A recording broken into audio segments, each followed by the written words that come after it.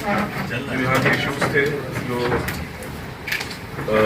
Police मुख्यालय से संबंधित पॉलिसी इश्यूज थे, जो यहाँ के जनपदीय स्तर के कमिश्नरेट स्तर के इश्यूज थे, उनको चर्चा हुई।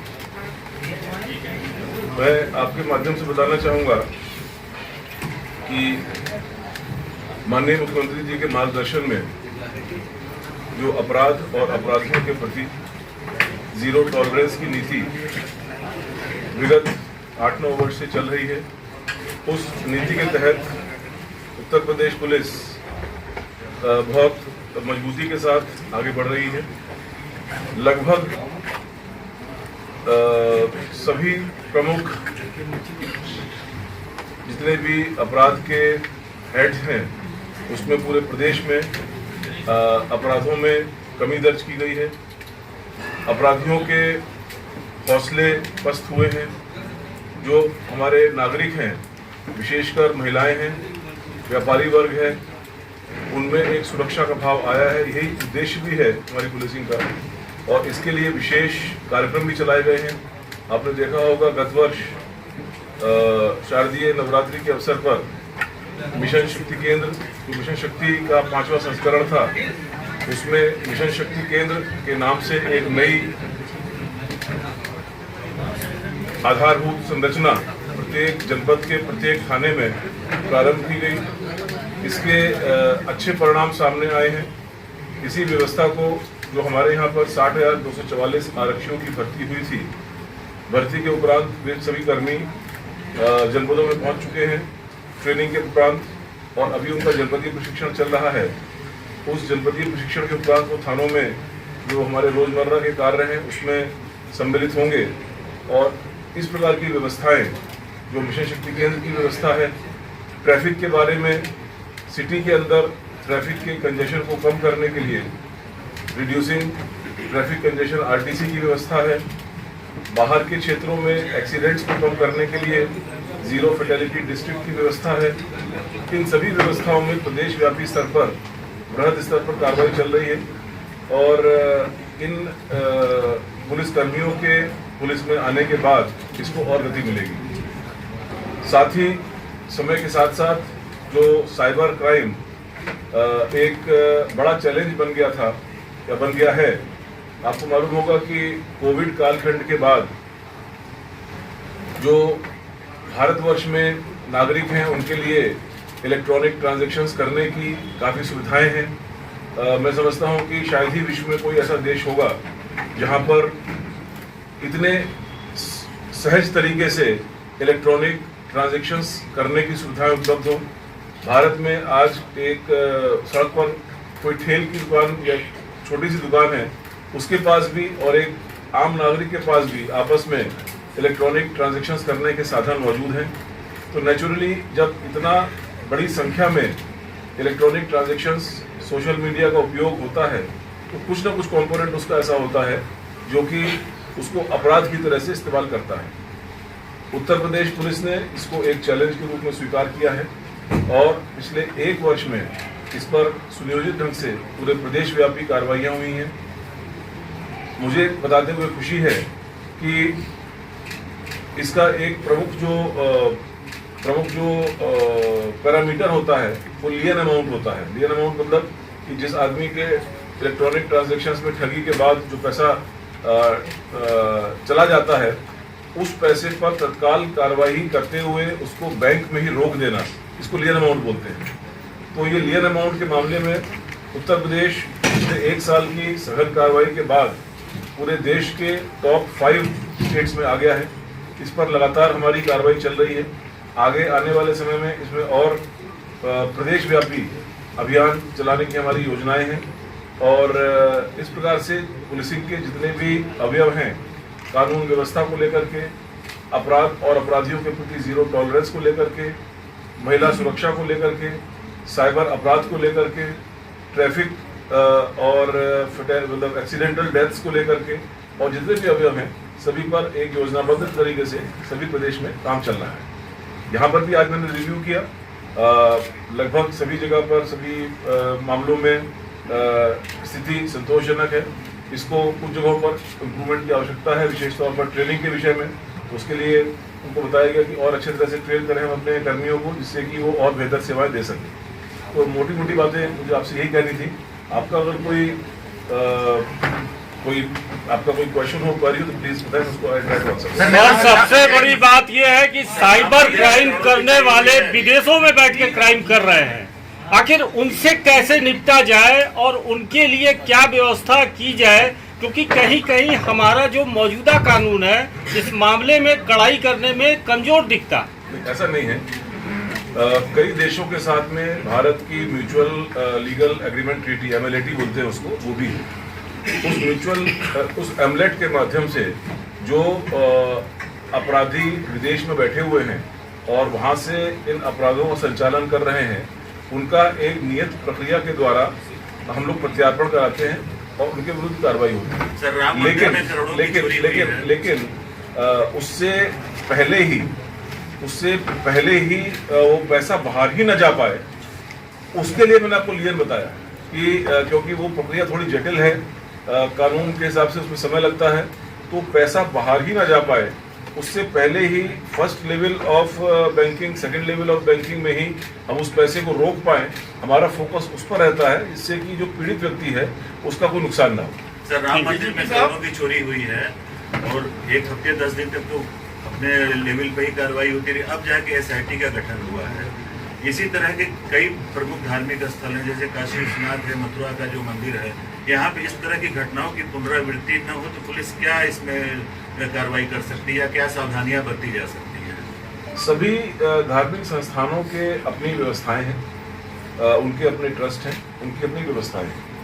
नेचुरली अगर पुलिस के पास कोई कंप्लेंट आती है तो पुलिस उसमें इन्वेस्टिगेट भी करती है, जांच भी करती है। इसमें एक ट्रस्ट ने एक SIT बना करके वहाँ की व्यवस्था के बारे में कुछ कार्रवाई करने का या सुझाव देने का अनुरोध किया है। तो कल शासन स्तर से एक इसमें SIT बनी है, उस SIT के द्वारा इसका अध्ययन किया जाएगा और आगे कार्रवाई की जाएगी। पहली बार उसमें बड़ा मामला बनारस का है, अभी तक उसमें मुख्य अभियुक्त सोहन जायसवाल की गिरफ्तारी नहीं हो सकी है। नहीं, इसमें भी जैसे मैंने अभी आपके प्रश्न में बताया कि हम लोगों का उसके प्रत्यार्पण करने के लिए जो स्थिति, जो स्टेज है, वो काफ़ी आगे तक हम लोग पहुँचे हैं। उसमें हमने संबंधित कोर्ट से उसके खिलाफ आवश्यक डॉक्यूमेंट्स निकलवाए हैं। उसके जो थ्रू केंद्रीय संस्थाओं के माध्यम से दुबई में उनको वो सर्व कराए गए हैं। उसकी प्रक्रिया में वहाँ की कोर्ट से उसका आदेश कराना होता है, वो कार्रवाई चल रही है, शीघ्र वापस आएगी। सर, 2022 के बाद आप पहले जीरो टॉलरेंस नीति की आपने बात कही, साफ कहा, जो आपकी प्राथमिकता 2022 के मैंने शुरू से वही बताया कि माननीय मुख्यमंत्री के मार्गदर्शन में जो उत्तर प्रदेश पुलिस की प्राथमिकताएं हैं वो पिछले 8-9 साल से बड़ी स्पष्ट हैं। अपराधों और अपराधियों के प्रति जीरो टॉलरेंस, महिला सुरक्षा, नागरिकों की सुरक्षा, व्यापारियों की सुरक्षा, एक सुरक्षा का भाव, ट्रैफिक का अच्छा संचालन, एक्सीडेंट्स में कमी, साइबर अपराधों पर प्रभावी कार्रवाई, ये सभी प्राथमिकताएं जो हैं ये हम लोग उसी तरह कार्रवाई कर रहे हैं। अपराध और अपराधियों को लेकर सर आपका अगला क्वेश्चन 10 आपका हो गया, क्वेश्चन बाकी राज्यों में मानव यहाँ पे लगातार कार्रवाई की जा रही है, लगातार कार्रवाई की जा रही है, फिर भी नए नए गैंग जो है वो मतलब पैदा हो रहे हैं, तो क्या माफिया राज अभी भी पूर्वांचल में हावी रहेगा? नहीं, इनफैक्ट इस प्रश्न की उत्पत्ति जो मैं समझ पा रहा हूँ, हमारे ही अधिकारियों के जो कार्रवाई और रिसर्च के फलस्वरूप जो मीडिया में बात आई उसके कारण है। जितने भी माफिया थे उनके खिलाफ कड़ी कार्रवाई पिछले 8-10 साल में हुई है और चल रही है, लगातार उसको हम लोग समीक्षा करते हैं। सर, एक सवाल जो कुछ नाम आए हैं अभी हाल की मीडिया में, अब हम इवन सोशल मीडिया पर भी जो इस प्रकार का भय का माहौल उत्पन्न करते हैं उसको भी नज़र में रखते हुए उनके खिलाफ भी प्रभावी जो कानूनन कार्रवाई है वो की जा रही है। इसी का पूरा एक अध्ययन हमारे एक अधिकारी ने किया था, तो संभवतः वो मीडिया में उन्होंने साझा किया होगा या आपके सामने आया होगा। तो उससे ये प्रदर्शित होता है कि अब इवन आप उनको जो स्थानीय स्तर के, मोहल्ला स्तर के भी ऐसे तत्व जो मोहल्ले में रहने वाले लोगों को धमकाने का प्रयास करते हैं, मतलब बड़े शहर और जिला और प्रदेश तो छोड़ दीजिए, उन तक भी हमारी निगाह पहुंच रही है और उनको भी उनके खिलाफ भी जो कानूनी कार्रवाई, कड़ी कानूनी कार्रवाई है, जिससे कि वहाँ के नागरिक, उस मोहल्ले के नागरिक भी अपने आप को सुरक्षित महसूस करें, उस पर हम लोग कार्रवाई कर रहे हैं। ट्रैफिक एक सवाल है, आपने अभी कहा कि ट्रैफिक पे ध्यान दिया जा रहा है। बनारस में जब से काशी विश्वनाथ धाम बना है, यहाँ पे पर्यटकों की संख्या में काफी वृद्धि हुई है। वैसे तो सीपी साहब ने काफी प्रयास किया, सुधार है, लेकिन अभी भी बनारस में ट्रैफिक की हालत एकदम बदतर है। 5 किलोमीटर का सफर तय करने में लगभग आधा घंटा लगता है और इसमें जो है एक प्रमुख कारण है कई विभागों का जो तालमेल और पुलिस में तालमेल का अभाव। जैसे पुलिस, नगर निगम, PWD, ये सारे विभाग हैं, इंक्रोचमेंट है, लेकिन 50% समस्या है कि ऑफलाइन चालान की जो व्यवस्था आपने समाप्त कर दी है, उसकी वजह से लोगों में भय खत्म हो गया है। वो कहते हैं कैमरे से जो होगा देखा जाएगा, कैमरे वाला कभी आता ही नहीं है, कुछ होता नहीं उसमें। आपके इस प्रश्न के 2 भाग हैं। जो पहला वाला भाग है उसके बारे में बताना चाहूँगा कि पूरे प्रदेश में 20 जिलों में हमने एक स्कीम शुरू की है पिछले 2.5 महीने से। उसका नाम रिड्यूसिंग ट्रैफिक कंजेशन है। उसमें जो भी हमको इंफॉर्मेशन मिलती है, वो इंफॉर्मेशन सीधा गूगल के माध्यम से मिलती है।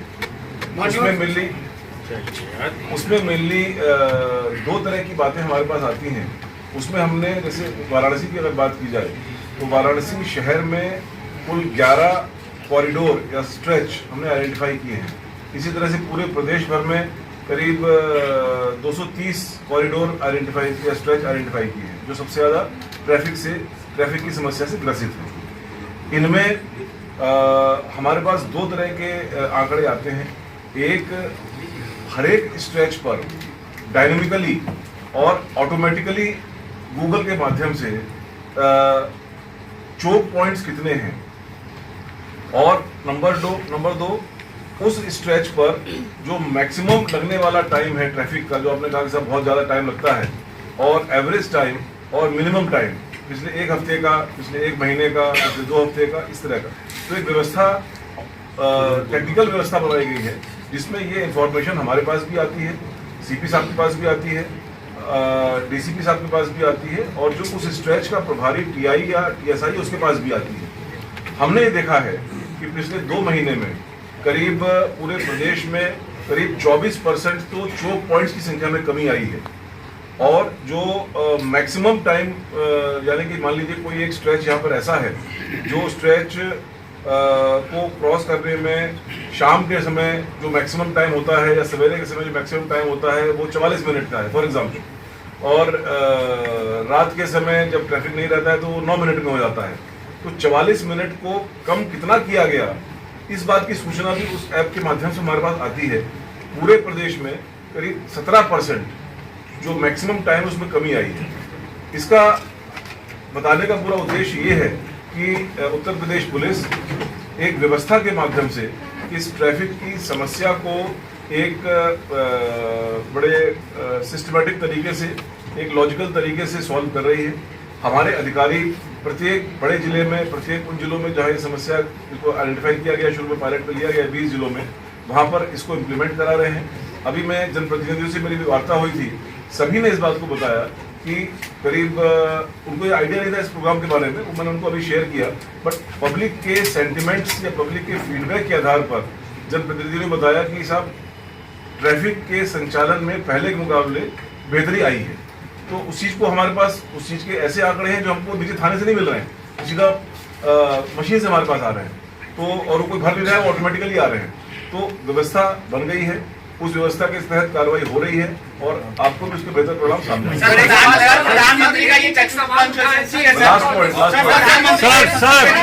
सर आगे क्या खास करने वाले, क्योंकि जो चैलेंजिंग रहा है पुलिसिंग के लिए वो उसमें आगे रही है, चाहे इनकाउंटर में रहे हो, चाहे ये डालमंडी रहा हो, पुलिसिंग उसमें बेटर रहा है। तो आगे के लिए क्या बनारस के लिए खास करने वाले? सर एक सवाल और ले लीजिएगा, जीरो टॉलरेंस नीति के बीच ये सवाल उठा है कि इनकाउंटर जो हुए हैं वो एक विशेष वर्ग को देकर टारगेट हुए। सर इसको लेकर आप क्या जवाब? सर बनारस में क्या आगे के? देखिए ऐसा है कि जो मैंने आपको शुरू में भी बताया, बनारस का, वाराणसी का उत्तर प्रदेश में और देश में विशिष्ट स्थान है। पुलिसिंग की दृष्टि से जो भी प्राथमिकताएं, जो भी प्रायोरिटीज पूरे प्रदेश में तय की गई हैं, माननीय मुख्यमंत्री जी के मार्गदर्शन में उन प्रायोरिटीज में लगातार कार्रवाई चल रही है। वाराणसी के कुछ स्पेसिफिक चैलेंजेस हैं। यहाँ के धार्मिक स्वरूप, धार्मिक नगरी के होते हुए यहाँ पर आस्था और श्रद्धालुओं का बहुत बड़ी संख्या में आना होता है। अभी यहाँ पर उसको और बेहतर तरीके से मैनेज करने के लिए एक रोपवे की व्यवस्था भी बनाई जा रही है। उस रोपवे की व्यवस्था के सापेक्ष जो पुलिसिंग व्यवस्था होगी उसको हम लोगों ने ऑलरेडी प्लान करना शुरू कर दिया है और उसके तहत जो अतिरिक्त फोर्स दिया जाना है, उनकी जो ट्रेनिंग की जानी है और जिससे कि नागरिकों को, श्रद्धालुओं को और बेहतर सुविधाएं मिल सके, उस पर हम लोग आगे कार्य करेंगे। बाकी जितनी बातें मैंने बताई वो नेचुरली वाराणसी में लागू सर एक क्वेश्चन सर एक क्वेश्चन इधर से बहुत हाईली सेंसिटिव एरिया है, बहुत सारे हाईली सेंसिटिव एरिया है जिसमें काशी विश्वनाथ मंदिर भी है, आप भी वहाँ गए थे। अभी हाल फिलहाल में बात आ रही है उसकी सुरक्षा के दृष्टिकोण, उसकी दीवारें भी ऊंची की जानी है। दीवार को लेके या उसकी और हाई सिक्योरिटी को लेके क्या कुछ प्लानिंग है आपके नजरिए से, आगे क्या होने वाला, स्पेशली विश्वनाथ मठ टेम्पल? देखिए, ऐसा है कि सभी, इसको हम लोग अपने प्रोफेशनल लैंग्वेज में वीआई बोलते हैं, वाइटल इंस्टॉलेशंस। सभी वाइटल इंस्टॉलेशंस पर लगातार पीरियोडिकली समीक्षा चलती रहती है उनकी सुरक्षा के बारे में। इसकी एक स्टैंडिंग कमेटी होती है जिसमें हमारे वरिष्ठ अधिकारी वाराणसी से रहते हैं, इसमें हमारे विभिन्न एजेंसीज के मेंबर रहते हैं, इसमें हमारे सिक्योरिटी के मेंबर रहते हैं। तो इनकी पीरियोडिक मीटिंग्स होती हैं जिसमें सुरक्षा व्यवस्था की समीक्षा भी होती रहती है और उस सुरक्षा व्यवस्था में समय के साथ साथ जो चैलेंजेस आते हैं उसके अनुरूप क्या चेंजेस होने हैं, क्या बेहतरी करनी है, उसके बारे में भी सुझाव दिए जाते हैं, जिसका इम्प्लीमेंटेशन होता है। सर एक क्वेश्चन वाली प्रक्रिया है जिसमें हम लोग